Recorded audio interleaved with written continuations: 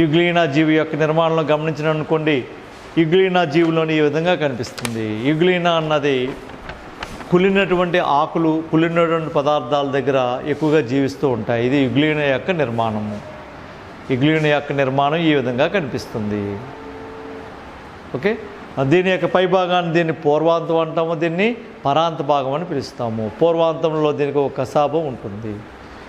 పూర్వాంతంలోనూ ఈ పై భాగాన్ని కణముఖ భాగము అంటారు. దీన్ని కణముఖము అంటారు. దాని కింద ఉన్నదాన్ని కణగ్రసిని అని పిలుస్తూ ఉంటారు.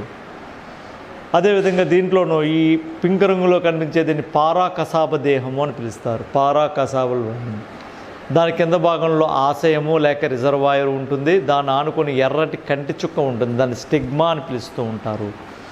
దీని మధ్య భాగంలో స్పష్టమైన కేంద్రకాన్ని కలిగి ఉంటుంది. ఇంతేకాక దీని చుట్టూను క్రోమటోఫోర్లు అనే నిర్మాణాలు ఉంటాయి. క్రోమటోఫోర్లు ఉంటాయి.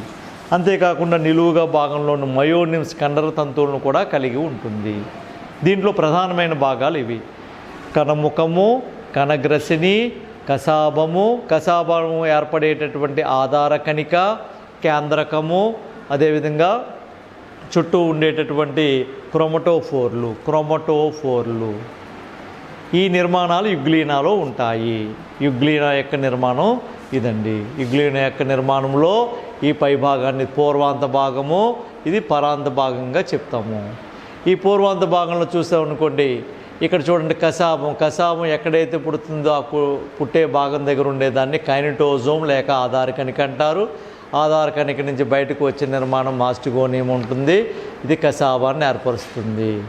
ఇంకా ముందులో ఉండే ఈ ప్రధానమైన భాగాన్ని దీన్ని కణముఖము అంటారు. దాని దిగు భాగంలో కణగ్రసిని అని పిలుస్తూ ఉంటారు. ఈ భాగంలో ఈ పింక్ కలర్లో ఉండే దాని పేరు పారాబేసల్ దేహము అని పిలుస్తూ ఉంటారు. దాని కింద భాగంలో గుండ్రంగా ఆశయం అని ఉంటుంది. ఇక్కడ ఎర్రటి కంటి చుక్క ఒకటి ఉంటుంది. దాన్ని స్టిగ్మా అని పిలుస్తూ ఉంటాము, కంటి చుక్క. ఇవే కాకుండా దీంట్లోనూ ఉండే నిర్మాణాలు ప్రధానంగా క్రోమటోఫోర్లు అనే నిర్మాణం కలిగి ఉంటాయి. ఇవి క్రోమటోఫోర్స్ చిన్నగా ఉండేవి.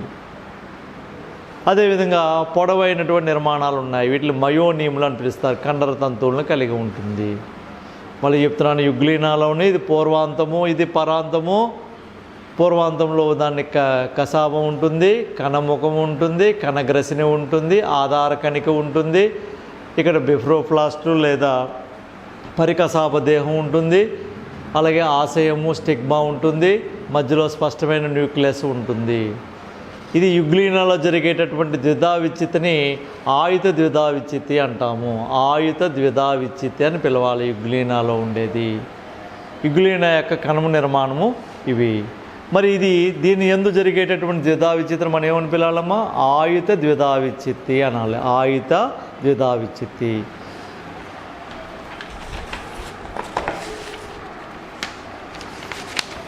మరి దీనిలో జరిగేటటువంటి ద్విధా విచిత్తులు మనం చెప్పేటప్పుడు దీని యొక్క ద్విధా విచిత్తులు ఇలా ఉన్నదండి.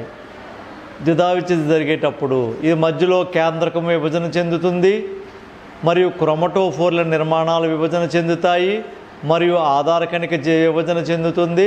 లోపల కణద్రవ్యము సైటోప్లాజం విభజన చెందుతుంది. ప్రధానంగా 4 రక భాగాలు విభజన చెందుతాయి. 1 న్యూక్లియస్ కేంద్రకము, 2 క్రోమటోఫోర్లు, 3 ఈ కసాబం ఎక్కడి నుంచి అయితే పుడుతుందో అక్కడ ఉండే ఆధార కణిక లేదా దాన్నే కైనటోజోమ్ అంటాము, 4 కణద్రవ్యము. ఈ 4 అవయవాలు ద్విధా విచ్చిత్తులో పాల్గొంటాయి. విభజన చెందేటప్పుడు అది నిలువుగా విభజన చెంది 2 కణాలుగా ఏర్పడతాయి. మళ్ళీ గుర్తుపెట్టుకోండి, ఆయుత ద్విధా విచ్చిత్తులో విభజన చెందేటటువంటి కణ అంగాలు 4. 1 కేంద్రకము, 2 క్రోమటోఫోర్లు, 3 ఆధార కణిక లేదా కైనటోజోము, 4 కణద్రవ్యము. ఈ 4 విభజన చెందుతాయి. మిగతా భాగాలు కసాబం తప్ప మిగతా భాగాలన్నీ కూడా అంటే పారా కసాబ దేహము, సంకోచ రిక్తిక అంటే కాంట్రాక్టిల్ వెసల్స్ ఇవన్నీ కూడా అదృశ్యమైపోతాయి, మాయమైపోతాయి. ఇది విభజన చెందే ముందే మాయమైపోయి ఈ 4 కణాంగాలు మాత్రమే విభజనలో పాల్గొంటాయి. కేంద్రకము, అలాగే క్రోమటోఫోర్లు, ఆధార కణిక అండ్ కణద్రవ్యము సైటోప్లాజం మాత్రమే విభజనలో పాల్గొని 2గా ఏర్పడతాయి. ఈ సమయంలో దీని యొక్క పూర్వాంతంలో ఒక పొడవైనటువంటి గాడి వంటి నిర్మాణం ఏర్పడి ఈ గాడి నెమ్మదిగా జరుగుతూ కిందకి విస్తరిస్తుంది. ఆల్రెడీ ఈ కణాంగాలు కేంద్రకము, కణద్రవ్యము, ఆధారకానికి విభజన చెందడం వలన ఈ గాడి ఇలా నిలువుగా కిందకి విస్తరిస్తుంది. విస్తరించి ఫైనల్గా ఇది 2 పిల్ల జీవులుగా నిలువుగా ఇలా విడిపోతుంది, ఇలా విభజన చెందుతుంది. ఇలా నిలువుగా జరిగేటటువంటి ఇటువంటి విభజనని ఆయుత ద్విధా విచ్ఛత్తి అంటారు. ఆయుత ద్విధా విచ్ఛత్తి అంటారు. ఆయుత ద్విధా విచ్ఛత్తి అన్నది మనం యుగ్లీనాలో గమనిస్తాము. యుగ్లీనాలోను ఆయుత ద్విధా విచ్ఛత్తి సమయంలో జాగ్రత్తగా గుర్తుపెట్టుకోవాలి. ఆయుత ద్విధా విచ్ఛత్తిలో 4 ఆ యొక్క యుగ్లీనా అనేటటువంటి ఆ కణము లోపల, దాని కణము లోపల 4 కణాంగాలు మాత్రమే విభజన చెందుతాయి నిలువుగా. 1 కేంద్రకము న్యూక్లియస్, 2 క్రోమటోఫోర్లు, 3 ఆధార కణిక కైనటోజోమ్, 4 కణద్రవ్యము. ఈ 4 విభజనలో పాల్గొంటాయి. ఈ 4 కాకుండా మామూలుగా చక్కగా ఆరోగ్యంగా విభజన చెందక ముందు ఉన్నప్పుడు దానిలో ఉండే మిగతా కణ అంగాలన్నీ కూడా అదృశ్యమైపోతాయి. అదృశ్యమైపోయి అవయవాలన్నీ కూడా ఇది 2గా విభజన చెంది పిల్లజీవులుగా ఏర్పడినప్పుడు తిరిగి అవయవాలన్నీ మరలా తర్వాత ఏర్పాటు చేసుకుంటుంది. ఈ విధంగా విభజన చెందే ఈ 4 కణాంగాలు గుర్తుపెట్టుకోవాలి. కేంద్రకము, ఆధార కణిక, క్రోమటోఫోర్లు, సైటోప్లాజం విభజన చెందుతుంది. ఇంకా అదృశ్యమైపోయిన ప్రధానమైన భాగాలు ఏంటంటే నేత్రపు చుక్క, స్టిగ్మా అంటాం దాన్ని, పారాకసాభ దేహము, 3వది సంకోచరిక్తిక contractile vesicles, okay vacuoles, contractile vacuoles. ఈ 3 కూడా డిజేపియర్ అయిపోతాయి. లాంగిట్యూడినల్ బైఫిజరల్లోనూ ఈ 3 కూడా అదృశ్యమైపోవడం జరుగుతుంది. తర్వాత ఇవేం చేస్తాయంటే ఏర్పడిన పిల్లజీవులు విభజన అనంతరం పిల్లజీవులుగా విడిపోతుంది. 2 పిల్లజీవులుగా విడిపోతుంది. ఇలా 2 పిల్లజీవులుగా విడిపోతుంది. ఈ పిల్లజీవుల్లో ఒకటి ఏం చేస్తుందంటే కశాపం తల్లి దగ్గర నుంచి పొందుతుంది. మరొకటి తిరిగి తనకి లభించినటువంటి ఆధార కణిక లేదా కైనటోజోమ్ ఆధారంగా కొత్త కశాపాన్ని ఏర్పాటు చేసుకుంటుంది. ఒకటేమో తల్లి నుంచి పొందుతుంది, మరొకటి కొత్తగా ఏర్పడేది దానికి వచ్చినటువంటి, ఎందుకంటే విభజనలో ఆధార కణిక కూడా పాల్గొంది, ఆ ఆధార కణిక నుంచి కొత్తగా ఏర్పాటు చేసుకుంటుంది. విడిపోయిన తర్వాత అదృశ్యమైన భాగాలు తిరిగి ఏర్పడతాయి. ఇవన్నీ 2 ఎలా ఉన్నాయంట, అద్దం ముందు ఎవరైనా నించుంటే మనిషి ఎలా పోలి ఉంటాడో ఆ విధంగా ఉన్నాయి. దర్పణ ప్రతిబింబాలు అంటారు మాకు, మిర్రర్ ఇమేజెస్ అంటాం దాన్ని. ఇలా మిర్రర్ ఇమేజెస్గా కలిగి ఉండే ఈ 2 పిల్ల జీవుల్ని మిర్రర్ ఇమేజెస్గా ఉంటాయి కాబట్టి ఇటువంటి డివిజన్ ఏమంటారంటే సిమెట్రోజెనిక్ విభజన అంటారు. సిమెట్రోజెనిక్ విభజన, దర్పణ ప్రతిబింబాలుగా ఉండటము, మిర్రర్ ఇమేజెస్గా ఉండడం వలన వాటిని సిమెట్రోజెనిక్ విభజన అని కూడా పిలుస్తూ ఉంటారు. ఓకే, ఈ విభజన చూడండి, పూర్వాంతంలో ఒక గాడి ఏర్పడి ఈ గాడి నిలువైనటువంటి ఈ లాంగిట్యూడల్ గ్రూవ్ ఏమవుతుందంటే కిందకి ఎలా పొడుగ్గా సాగి 2గా విడిపోతుంది. ఈ విధంగా నిలువుగా ఇలా విభజన చెందుతుంది కాబట్టి ఇటువంటి బైనరీ ఫిజన్ని ఆయుత ద్విధా విచ్ఛత్తి లేదా లాంగిట్యూడల్ బైనరీ ఫిజన్ అని పిలుస్తూ ఉంటాము. ఓకే, ఇందులో మనం ప్రధానంగా గుర్తుపెట్టుకునేది ఆయుత ద్విధా విచ్ఛత్తి ఎప్పుడూ కూడా బైనరీ ఫిజన్ అన్నది అనుకూల పరిస్థితుల్లో మాత్రమే జరుగుతుంది, ప్రతికూలము కాదు. అనుకూల పరిస్థితుల్లో ఆహారాన్ని చక్కగా తిని పుష్టిగా ఉన్నప్పుడే పాల్గొంటుంది. ఇలా పాల్గొనేటప్పుడు ఇది నిలువుగా జరుగుతుంది కాబట్టి దీన్ని ఆయుత ద్విధా విచ్ఛత్తి అంటాం. దీంట్లో ప్రధానంగా న్యూక్లియస్, ఆధార కణిక, క్రోమటోఫోర్లు, జీవద్రవ్యం మాత్రమే విభజనలో పాల్గొంటాయి. అయ్యే విడిపోయి 2గా విడిపోతాయి, 2 కణాలకి సర్దుతాయి. మిగతా కణాంగాలన్నీ కూడా డిజేపియర్ అయిపోతూ ఉంటాయి, అదృశ్యమైపోతూ ఉంటాయి. ఇవి విభజన చెందేటటువంటి 2 పిల్ల కణాలు కూడాను మిర్రర్ ఇమేజెస్గా ఉంటాయి కాబట్టి ఇటువంటి విభజనని సిమెట్రోజెనిక్ విభజన అంటారు. సిమెట్రోజెనిక్ విభజన అని పిలుస్తూ ఉంటాము. ఓకేనమ్మా. తర్వాతది పారామీషంలో అడ్డు ద్విధా విచ్ఛత్తి. పారామీషంలోని అడ్డు ద్విధా విచ్ఛత్తి.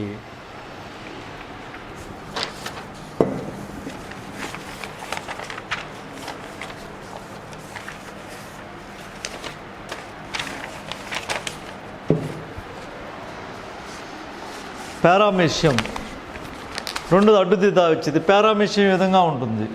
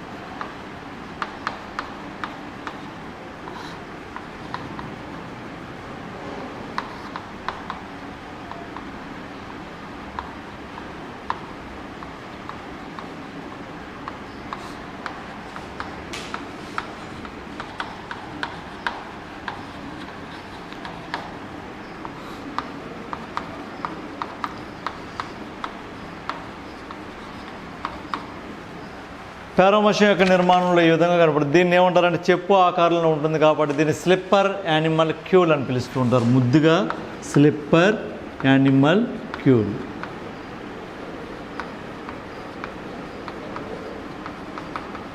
స్లిప్పర్ యానిమల్ క్యూల్ అని పిలుస్తుంటాం. పారామీషియంని స్లిప్పర్ యానిమల్ క్యూల్ అంటాం. పారామీషియం అన్నది సీలియోఫోరా విభాగానికి చెందింది. దీని శరీరం అంతా కూడా చక్కగా శైలికల చేత కప్పబడి ఉంటుంది. దీని శరీరం అంతా కూడా శైలికల చేత కప్పబడి ఉంటుంది. దీని యొక్క నిర్మాణంలో చూపిస్తే దీన్ని పూర్వాంతం అంటాము, దీన్ని పరాంతం అంటాం. Anterior region and posterior region. దీని యొక్క మధ్య భాగంలో 2 కేంద్రకాలను కలిగి ఉంటాయి. సీలియోఫోరా జీవులన్నీ కూడా 2 కేంద్రకాలు ఉంటాయి. ఒకదాన్ని స్థూల కేంద్రకం అంటారు, మ్యాక్రో న్యూక్లియస్ అంటాం. చిన్నదాన్ని మైక్రో న్యూక్లియస్ అంటారు. ఇది మ్యాక్రో న్యూక్లియస్, ఇది మైక్రో న్యూక్లియస్ అంటాం. స్థూల కేంద్రకం దీంట్లో ఉండేటటువంటి లోపల ఉండే పదార్థాన్ని ట్రోపోక్రోమాటిన్ అంటారు. సూక్ష్మంగా ఉన్న వాటిని ఇడియోక్రోమాటిన్ అని పిలుస్తారు. స్థూల కేంద్రకం కేవలము ఫిజికల్ యాక్టివిటీస్, శారీరకమైన క్రియలు మాత్రమే నిర్వర్తిస్తుంది. సూక్ష్మ కేంద్రకం అన్నది రిప్రొడక్షన్ క్రియలు మాత్రమే నిర్వహిస్తుంది. దాంట్లో ఉండేటటువంటి క్రోమాటిన్ ఇడియోక్రోమాటిన్ అని పిలుస్తాం. ట్రోపోక్రోమాటిన్, ఇడియోక్రోమాటిన్ నీట్ ఎగ్జామినేషన్లో ఇంపార్టెంట్. అది ఓన్లీ మ్యాక్రో మాలిక్యూల్. స్థూల కేంద్రకము శరీరంలో జరిగే క్రియలను తన ఆధీనంలో ఉంచుకుంటుంది. అదే రిప్రొడక్షన్ క్రియ అన్నీ కూడాను సూక్ష్మ కేంద్రకము మైక్రో న్యూక్లియస్ మాత్రమే చేస్తుంది. ప్రత్యుత్పత్తి క్రియలు మాత్రమే చేస్తుంది.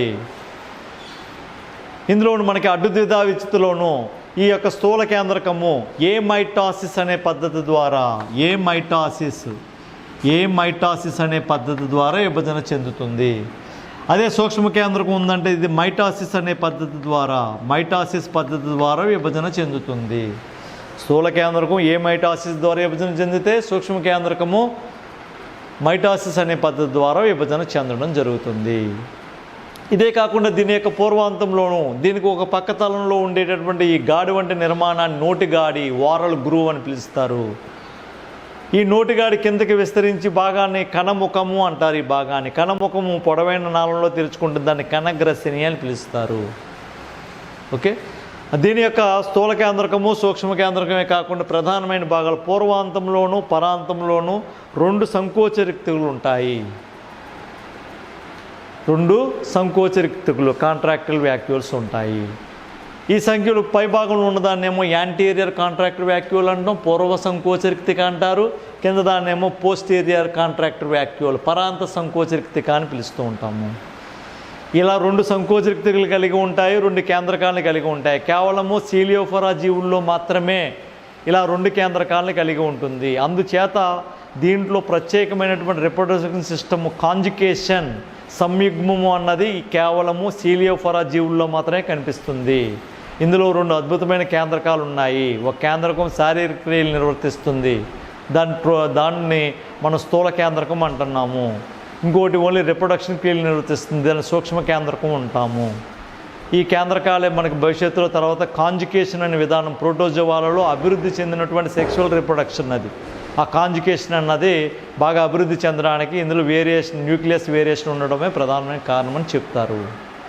ఓకే, తర్వాత దీంట్లో అడ్డుదిద్దా జరిగేటప్పుడు దీంట్లో భాగాలు మనం జాగ్రత్తగా చూడాలి. మళ్ళీ చెప్తున్నాను, స్థూల కేంద్రకము, సూక్ష్మ కేంద్రకము, పూర్వాంత సంకోచరిక్తిక, పరాంత సంకోచరిక్తిక, కణముఖము, కణగ్రసిని, ఈ భాగాలు మనం విభజన చెందేటప్పుడు ఏర్పడుతూ ఉంటాయి. ఈ విభజన చెందేటప్పుడు విభజనలో పాల్గొనే కణాలు ఇలాగా దీని యందు మధ్యలోను ఈ స్థూల కేంద్రకము ఏమైటాసిస్ పద్ధతి, సూక్ష్మ కేంద్రకము మైటాసిస్ పద్ధతి ద్వారా విభజన చెంది తర్వాత దీని యొక్క మధ్య భాగంలో ఒక నొక్కు ఏర్పడి ఈ నొక్కు ఇలాగా మధ్య భాగంలోనికి విస్తరించడం వలన ఇది 2 పిల్ల జీవులుగా మారుతుంది. ఇది 2 పిల్ల జీవులుగా ఏర్పడుతుంది. ఇది పారామీషియం యొక్క నిర్మాణము. పారామీషియం యొక్క నిర్మాణంలో మనకి ఇవి కనిపిస్తూ ఉంటాయి. ఇది పూర్వాంతము, ఇది పరాంతము. స్థూల కేంద్రకము, దాని పక్కన ఉండే దాని పేరు సూక్ష్మ కేంద్రకము. ఇది పూర్వాంత సంకోచరిక్తిక, ఇది పరాంత సంకోచరిక్తిక, ఇది కణముఖము, ఇది కణగ్రసిని. ఈ గాడిని నోటి గాడి అని పిలుస్తూ ఉంటాము. ఇంక చిన్నగా పార్టికల్స్ ఇవన్నీ కూడా ఆహార రిక్తికులు. చుట్టూ ఉండే పొరను పెలికిలి పొర అని పిలుస్తూ ఉంటారు. పెలికిలి పొరను ఆవరించి శైలికులు చక్కగా అమరి ఉంటాయి. ఇది దీని యొక్క నిర్మాణము. ఇందులో స్థూల కేంద్రకం ఇది, దాని పక్కన ఉన్న సూక్ష్మ కేంద్రకం. స్థూల కేంద్రకము శరీరంలో జరిగే క్రియలను తన ఆధీనంలో ఉంచుకుంటుంది. సూక్ష్మ కేంద్రకము ప్రత్యుత్పత్తి క్రియలు మాత్రమే నిర్వర్తిస్తుంది. ఇంకా ద్విధా విచ్ఛిత సమయంలో ఈ విధంగా కనిపిస్తుంది మనకి. ద్విధా విచ్ఛిత సమయంలో ఈ స్థూల కేంద్రకము సూక్ష్మ కేంద్రకం విభజన చెంది వీటి యొక్క మధ్య భాగంలో చూడండి, స్థూల కేంద్రకము ఏ మైటాసిస్ ద్వారా 2 పిల్ల కేంద్రకాలుగా అయ్యింది. సూక్ష్మ కేంద్రకం కూడా మైటాసిస్ ద్వారా 2 పిల్ల కేంద్రకాలుగా ఏర్పడిన తర్వాత వీటి మధ్య ఒక నొక్కు ఏర్పడి ఈ నొక్కు విస్తరించి దగ్గరికి నొక్కడం వలన ఇది 2 పిల్ల జీవులుగా ఏర్పడుతుంది. ఈ పిల్లజీవుల్లో పైనున్న పిల్లజీవి, కిందనున్న పిల్లజీవి. పైనున్న పిల్లజీవిని ఏమని పిలుస్తారంటే ప్రోటర్ అని పిలుస్తారు. పూర్వాంత పిల్లజీవి. పూర్వాంత పిల్లజీవి.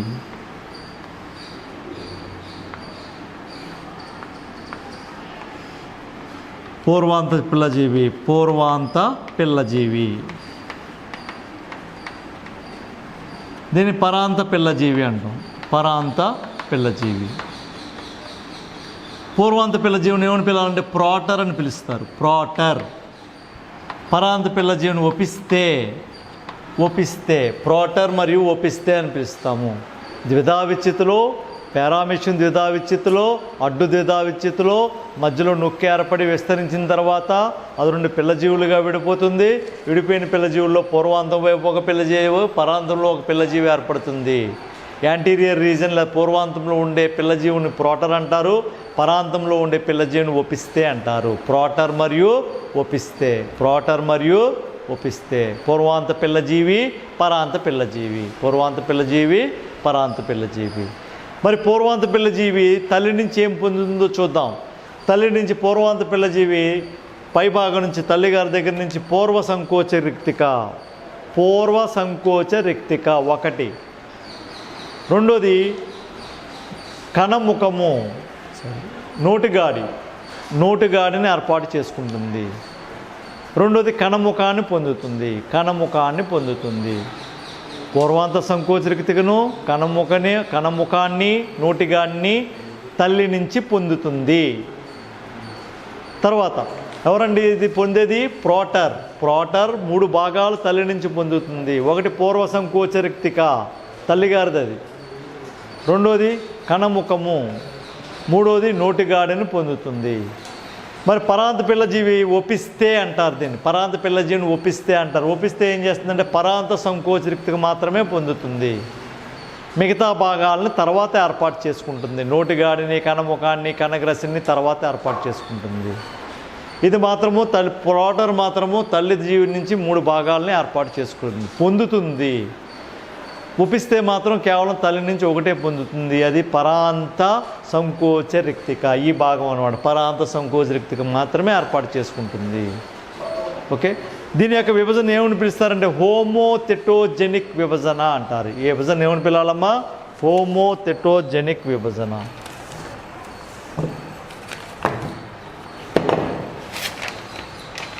హోమోథెటోజెనిక్ విభజన.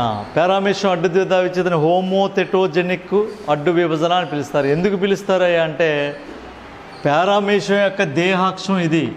దేహాక్షం అంటే అర్థం ఏంటంటే దేహం యొక్క మధ్య గుండా పోయే రేఖను దేహాక్షము అంటాం. పారామీషియం యొక్క దేహ అక్షానికి అడ్డు ద్విధా విభజన లంబంగా జరుగుతుందంట. లంబంగా పర్పెండిక్యులర్గా లంబంగా జరుగుతుంది. కాబట్టి ఇటువంటి విభజన ఏమని పిలవాలంట? హోమోథెటోజెనిక్ విభజన. దేహాక్షానికి లంబంగా జరిగే విభజనని హోమోథెటోజెనిక్ విభజన అని పిలుస్తారు. ఇందాక యుగ్లినా అయితే సిమ్మెట్రోజెనిక్ విభజన, అంటే మిర్రర్ ఇమేజెస్గా ఉంటాయి 2 కాబట్టి దాన్ని సిమ్మెట్రోజెనిక్ డివిజన్ అంటారు. దీన్ని హోమోథెటోజెనిక్ డివిజన్. సెంట్రల్ యాక్సెస్కి, బాడీ యొక్క సెంట్రల్ యాక్సెస్కి పర్పెండిక్యులర్గా పిల్లజీవులు ఏర్పడతాయి కాబట్టి అడ్డు జరుగుతుంది కాబట్టి దాన్ని హోమోథెటోజెనిక్ విభజన అంటారు. దానికి మరొక పేరు పెరికైనేటల్ విచ్ఛిత్తి అంటారు. పెరికైనేటల్ విచ్ఛిత్తి అంటే ఇక్కడ చూడండి, పారామీషియం యొక్క లోపల భాగంలో కైనిటీ ఉంటుంది. కైనెటీ ఉంటుంది. ఈ కైనెటిక్ కూడా, ఈ కైనెటిక్కి ఇది కైనెటీ నిలువుగా ఉంటుంది. కైనెటీ నిలువుగా ఉండి దానికి పర్పెండిక్యులర్గా లంబంగా జరుగుతుంది కాబట్టి దానికి మరొక పేరు పెరికైనేటల్ విచ్ఛిత్తి. కైనెటీ అంటే పారామీషియం యొక్క లోపల భాగంలోనూ కైనటోడెస్మల్ తంతువులు కైనటోడెస్మిటా అని ఉంటాయి. కైనటోడెస్మిటా అన్నది నిలువుగా ఉంటుంది. ఈ కైనటోడెస్మిటాకి ఇది లంబంలో జరుగుతుంది, అడ్డంగా విభజన చెందుతుంది. కాబట్టి దానికి మరొక పేరు పెరికైనేటల్ విచ్చిత్తి అని పిలుస్తూ ఉంటారు. పెరికైనేటల్ విచ్చిత్తి. 2 పదాలు నేర్చుకున్న, హోమోథెటోజెనిక్, పెరియోకైటల్ విచ్చిత్తి. ఇది ఎవరంటే పారామీషియంలో అద్దు ద్విధా విచ్చిత్తి. అదేవిధంగా యుగ్లినాలో ఆయుధ ద్విధా విచ్చిత్తి. దాన్ని సిమెట్రోజెనిక్ విభజన అంటారు, దీన్ని హోమోథెటోజెనిక్ విభజన అని పిలుస్తూ ఉంటారు. ఈ విధంగా పూర్వాంతంలో పారామీషియం అడ్డు ద్విధా విచ్చిత్తిలో పూర్వాంతంలో ఏర్పడే పిల్లజీవుని ప్రోటర్ అంటారు, పరాంతంలో ఏర్పడే పిల్లజీవుని ఒపిస్తే అని పిలుస్తారు. ప్రోటర్ ఏం చేస్తుందంటే తల్లి నుంచి పూర్వ సంకోచరిక్తిని, కణముఖాన్ని, నోటిగాడిని 3 భాగాలని పొందుతుంది. అదే ఒపిస్తే అయితే ఒకే ఒకటి పొందుతుంది. అదేంటయ్యా అంటే పరాంత సంకోచరిక్తిక. ఆ పరాంత సంకోచరిక్తిక మాత్రమే తల్లి నుంచి పొందుతుంది. మిగతా అన్ని తర్వాత నెమ్మదిగా పెరిగే కొలిది మిగతా భాగాలను ఏర్పాటు చేసుకుంటుంది. మన నీట్ ఎగ్జామినేషన్లో అడుగుతూ ఉంటాడు, ఆస్తుల పంపకాన్ని అడుగుతూ ఉంటాడు, తల్లి నుంచి ఏం పొందిందో అడుగుతూ ఉంటాడు.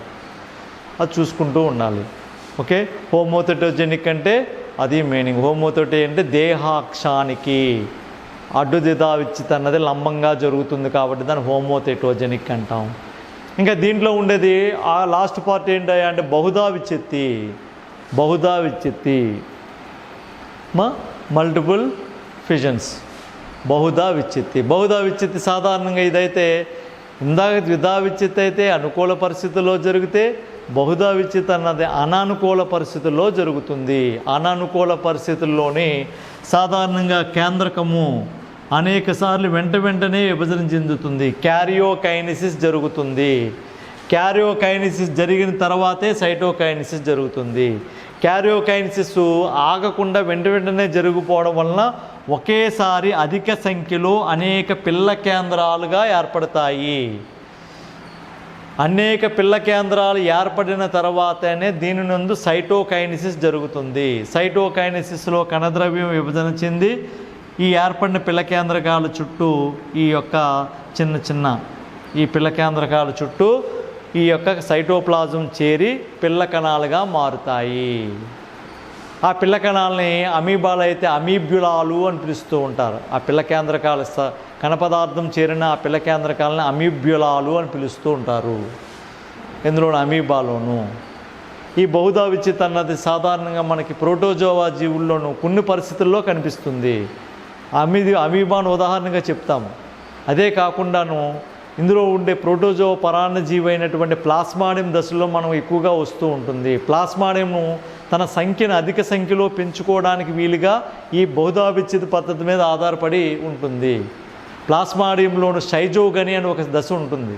ఆ షైజోగనిలో కూడా ఇదే పద్ధతిలో విభజన చెంది వాటి సంఖ్యను పెంచుకుంటుంది. రెండోది గ్యామిటోగని. పురుష బీజాలు ఏర్పడేటప్పుడు కూడాను అది ఈ బహుధా విచ్చిత్తి పద్ధతి ద్వారా వాటి అధిక సంఖ్యలో ఆ యొక్క పురుష బీజాలను ఏర్పాటు చేయడానికి గ్యామిటోగని దశలో కూడా ఏర్పరచుకుంటుంది. మూడోది స్పోరోగని. స్పోరోజాయిడ్లు అధిక సంఖ్యలో ఉత్పత్తి చేసేటప్పుడు కూడా ఇది ఈ పద్ధతి బహుధా విచ్చిత్తి పద్ధతి ద్వారా వాటి సంఖ్యని పెంచుకుంటుంది. అంటే బహుధా విచ్చిత్తి ద్వారా ఒకేసారి అధిక సంఖ్యలో పిల్ల కణాలను లేక పిల్ల జీవుల్ని ఏర్పాటు చేస్తూ ఉంటారు. ఈ బహుధా విచ్చిత్తి సాధారణంగా అనానుకూల పరిస్థితుల్లో జరుగుతుంది. అదే ద్విధా విచ్చిత్తి అయితే అనుకూల పరిస్థితుల్లో జరుగుతుంది. బహుధా విచ్చిత్తి అయితే అనానుకూల కండిషన్లో జరుగుతుంది. అన్ఫేవరబుల్ కండిషన్స్లోనే బహుధా విచ్చిత్తి జరుగుతుంది. ఈ విధంగా దీంట్లో అలైంగిక ప్రత్యుత్పత్తి అన్నది పూర్తవుతుంది. ఒక్క నిమిషం ఆపం, ఒక నిమిషం. పారామీషియం జీవుల్లో మన అలైంగిక ప్రత్యుత్పత్తి చెప్పుకున్నాం. అలైంగిక ప్రత్యుత్పత్తి 2 రకాల్లో, ద్విధా విచ్చిత్తి, బహుధా విచ్చిత్తి. మరలా ద్విధా విచ్చిత్తి 2 రకాలు చెప్పుకున్నాము. అడ్డు ద్విధా విచ్చిత్తి, నిలువు ఆయుధ ద్విధా విచ్చిత్తి. ఆయుధ ద్విధా విచ్చిత్తిని మనం యుగ్లినాలను ఉదాహరణగా చెప్పుకున్నాం. అలాగే విధంగా అడ్డు ద్విధా విచ్చిత్తిలో పారామీషియాన్ని వివరించడం జరిగింది. తర్వాత ప్రోటోజోవా జీవుల లైంగిక ప్రత్యుత్పత్తి. ఈ లైంగిక ప్రత్యుత్పత్తి వీటిలో చాలా తక్కువగా అభివృద్ధి చెందింది. సాధారణంగా లైంగికోత్పత్తిలో ఏకస్థితిక బీజ కణాలు కలవటం వలన ద్వయస్థితిక సంయుక్త బీజము లేక జైగోటు ఏర్పడుతుంది. ఇలా ఏర్పడితే ఆ జీవులలో ఎక్కువ ఫలవంతమైనవి అని చెప్పొచ్చు. లైంగిక ప్రత్యుత్పత్తి ద్వారా అభివృద్ధి చెందిన జీవులు ఎక్కువ ఫలవంతమైన జీవులుగా ఏర్పడతాయి. దానికి కారణం ఏంటంటే వాటిల్లో జన్యు వైవిధ్యాలు ఏర్పడతాయి. లైంగికోత్పత్తి వలన జన్యు వైవిధ్యాలు ఏర్పడడానికి అవకాశం ఉంటుంది. ఈ జన్యు వైవిధ్యాలు సాధారణంగా బీజకణాలు, ఈ యొక్క ప్రోటోజోవా జీవుల్లో బీజకణాలు ఎక్కడా ఏర్పడవు. ఎందుకంటే ఇవి ఏకకణ జీవులు. వీటిల్లో ప్రత్యేకమైన ప్రత్యుత్పత్తి అవయవాలకు ఏమీ లేవు. ఒకే కణం ఉంది శరీరం అంతా కూడా. మరి వీటిల్లో బీజకణాలు ఏంటయ్యా అంటే వాటిల్లో ఏర్పడేటటువంటి ప్రోన్యూక్లియస్, ప్రాకేంద్రకాలు అంటాం. ఈ ప్రాకేంద్రకాల వల్ల మాత్రమే ఈ జీవుల్లో జన్యు పునఃసంయోజన, జీన్ రీకాంబినేషన్ జరుగుతుంది. జీన్ రీకాంబినేషన్ జరగడానికి ఇక్కడ ప్రాకేంద్రకాలు మాత్రమే ఉపయోగపడతాయి. ప్రత్యేకంగా బీజకణాలు ఏమీ లేవు వీటిల్లో. ఈ ప్రాకేంద్రకాలే బీజకణాల వలె పనిచేస్తూ ఉంటాయి. వీటిల్లో ప్రధానంగా లైంగిక ప్రత్యుత్పత్తి 2 రూపాల్లో కనిపిస్తుంది. ఒకదాన్ని సంయుక్త సంయోగము అంటారు. సంయుక్త సంయోగము లేక సింగమి అని పిలాలి. రెండో దాన్ని సంయుగ్మము, కాంజుకేషన్ అనే 2 పద్ధతులు కనిపిస్తాయి. ఒకటి సంయుక్త సంయోగము సింగమి, రెండోది కాంజుకేషన్ సంయుగ్మం అనే 2 పద్ధతులు ప్రోటోజోవాల్లో మనం గమనించే లైంగిక ప్రత్యుత్పత్తి. సంయుక్త సంయోగము ఇందులో బీజకణాలు కలవటం వలన, బీజకణాల వంటి కణాలు కలవటం వలన ఏర్పడేటటువంటి జైగోటు ఏర్పడుతుంది. ఇటువంటి దాన్ని సంయుక్త సంయోగం అని పిలుస్తూ ఉంటారు. ఇది 3 రకాలుగా ఉంటుంది. ఏర్పడే బీజకణాలు 2 కూడా ఒకే సైజులో ఉంటే అప్పుడు దాన్ని సింగమి, ఐసోగమి అని పిలుస్తాం. అటువంటి సింగమిని మనం ఐసోగమి అని పిలాలి. సమానంగా ఉండే బీజకణాల కలయిక వలన ఏర్పడేటటువంటి పరిస్థితిని మనం ఐసోగమి అంటారు. ఐసోగమి దేంట్లో కనిపిస్తాం? మనం మోనోసిస్టిస్ అనే జీవులో కనిపిస్తుంది. మోనోసిస్టిస్. ఓకే, ఈ మోనోసిస్టిస్ ఏం చేస్తుందంటే వానపాము యొక్క శుక్రగాలి స్పెర్మ్ థీకాలో ఉంటుంది. ఎర్త్వాము యొక్క స్పెర్మ్ థీకాలోని ఇది పారాసైట్గా నివసిస్తూ ఉంటుంది. అంటే మోనోసిస్టిస్ అన్నది మన టెక్స్ట్ బుక్లో ఇవ్వడాడు, కానీ నీట్ ఎగ్జామినేషన్ మోనోసిస్టిస్ ఎక్కడ వానపాము యొక్క స్పెర్మ్ థీకాలో ఉండేటటువంటి ఒక పారాసైట్ అన్నమాట, ప్రోటోజోవా జీవి. ఈ మోనోసిస్టిస్లో జరిగేటటువంటి సెక్సువల్ రిప్రొడక్షన్ ఐసోగమి రకానికి చెందింది. అంటే 2 జర్మ్ సెల్స్ కూడా ఈక్వల్ సైజు ఉంటాయి. అటువంటి దాన్ని ఐసోగమి అంటాం. రెండోది ఎనైసోగమి, ప్లాస్మాడియంలో చూపిస్తాం మనం. ఈ ప్లాస్మాడియం అన్నది ఎక్కడ కనబడుతుంది అంటే మనకి మలేరియా జ్వరాన్ని కలగజేసే పరాన్నజీవి.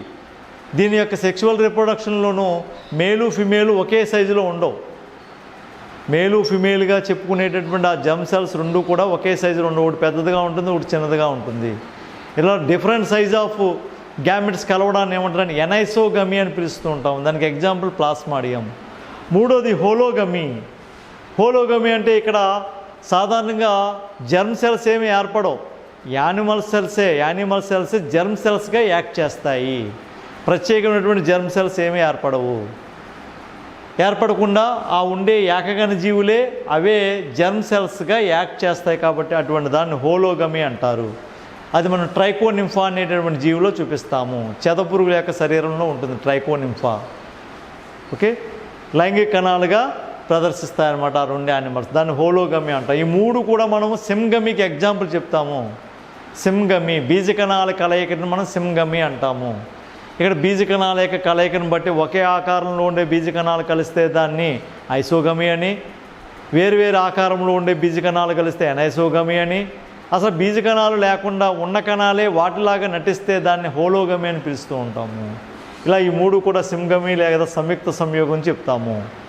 ఓకే, ఇలాగా కలిసేటప్పుడు ఈ బీజకణాలు 2 బీజకణాల్లో ఉండే కేంద్రకాలు 2 కలిసిపోవడాన్ని ఒక పదంతో చూపిస్తాను అన్నమాట. దాన్ని యాంఫీమిక్సిస్ అంటారు. దాన్ని బీజకణము యొక్క లోపల ఉండే కేంద్రకాలని వాటిని ప్రాకేంద్రకాలు అంటాం, ప్రోన్యూక్లియస్ అంటాం.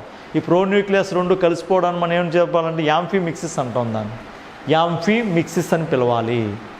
ఓకే, ఏర్పడేటటువంటి జైగోట్ని ఏమని పిలవాలి? జైగోట్లో ఉండే కేంద్రకాన్ని సిమ్ క్యారియన్ అని పిలుస్తాము. యాంఫీమిక్సిస్ ద్వారా ఏర్పడిన కేంద్రకాన్ని మనం సిమ్ క్యారియన్, సంయుక్త బీజంలో ఉండే కేంద్రకాన్ని సిమ్ క్యారియన్ అని పిలుస్తూ ఉంటాము.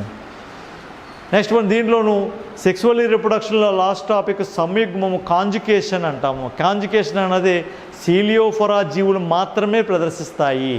సీలియోఫోరా జీవులుగా ఎగ్జాంపుల్ మనం పారామిషన్ చెప్పొచ్చు అండ్ వర్టిసెలా చెప్పొచ్చు.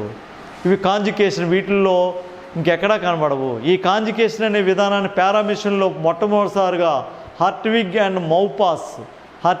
అండ్ మౌపాస్ అనేటటువంటి శాస్త్రజ్ఞులు ఇద్దరు గమనించడం జరిగింది. ఈ కాంజుకేషన్ అంటే చూద్దాం. సాధారణంగా పారామిషన్ ఏం చేస్తుందంటే ద్విధా విచ్ఛిత సమయంలోనూ ప్రతి 2 గంటలకి ఒకసారి ద్విధా విచ్ఛితిలో పాల్గొంటూ ఉంటుంది.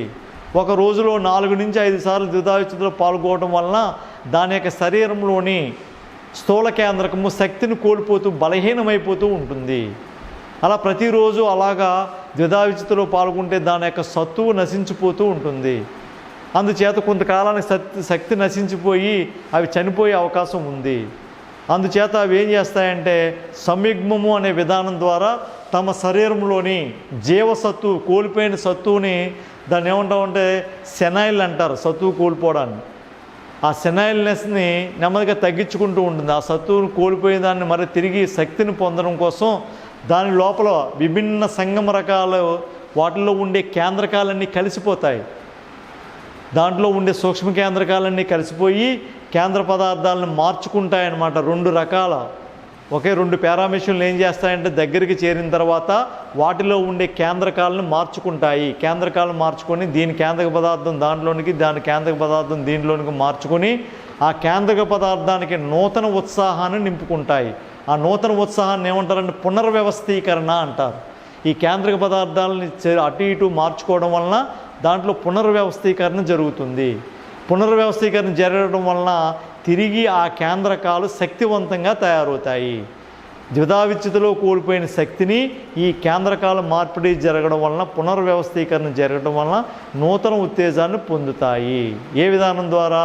సంయుగ్మ విధానం ద్వారా పొందుతాయి.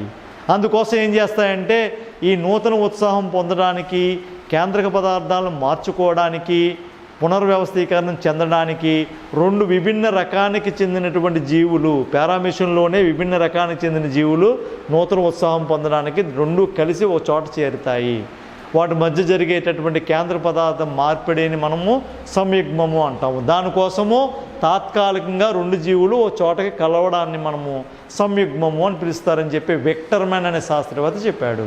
విక్టర్మ్యాన్ ఏం చెప్తాడంటే విభిన్న సంగమ రకాల యొక్క కేంద్రక పదార్థాలు మరియు కేంద్ర పదార్థాల మార్పిడి, పునర్వ్యవస్థీకరణ కోసము 2 సంగమ జీవులు తాత్కాలికంగా కలవటాన్ని సంయుగ్మము అంటారని చెప్పి విక్టర్మ్యాన్ యొక్క నిర్వచనం చెప్తూ ఉంటుంది మనకి. ముఖ్య ఉద్దేశం ఏంటంటే ఇవి కోల్పోయినటువంటి జీవసత్తువును పొందడం కోసమే సంయుగ్మంలో పాల్గొంటాయి.